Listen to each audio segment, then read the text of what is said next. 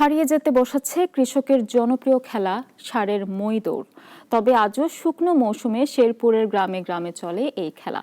চর শেরপুর নাগপাড়ায় এই দৌড় খেলার আনন্দে মেতে ওঠে কৃষক সহ সাধারণ মানুষ। তারিকুল ইসলামের প্রতিবেদন, জানাচ্ছেন সুলতানা মরিয়ম। একটি মইয়ে একটি মইয়াল, ৩ জন ধারাল আর ৪টি ষাঁড় থাকে। এমন দুটি মই দৌড় প্রতিযোগিতায় অংশ নেয়। নির্ধারিত দাগের বাইরে গেলেই আউট। রেফারির বাঁশিতে মইগুলোর ষাঁড়েরা দৌড়ানো শুরু করে। যে মই বিজয়ী হয় তখন তারা আনন্দে মেতে ওঠে। ২৭ বছর তখন থেকে এই গরুর মেলা খেলা, ঘোড়া খেলা এগুলো আমি দেখি। ক্রিকেট খেলা দেখি, ফুটবল খেলা দেখি, কিন্তু এই খেলা আমরা আমাদের জন্মের পরে দেখি না। এখন আজকে এই খেলা দেখে আমাদের কাছে অনেক ভালো লাগলো।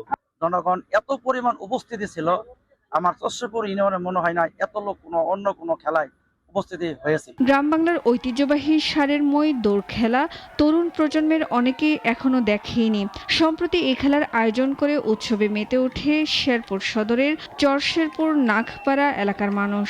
বাচ্চারাও খেলছে, তো আমরাও খেলে দেখতেছি, খুবই ভালো লাগে। এটা আমার দাদা খেলা শুরু হইতেছে, আমার বাচ্চারাও খেলতেছে, আমরাও খেলতেছি।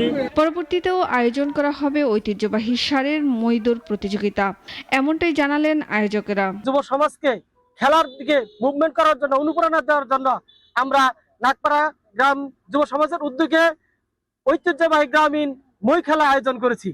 বিভিন্ন স্থান থেকে 8টি মই দৌড় দল এ খেলায় অংশগ্রহণ করে। এতে জামালপুর জেলা ইসলামপুরের চন্দনপুরের হাবু ব্যাপারী চ্যাম্পিয়ন হন। সুলতানা মরিয়ম, নাগরিক।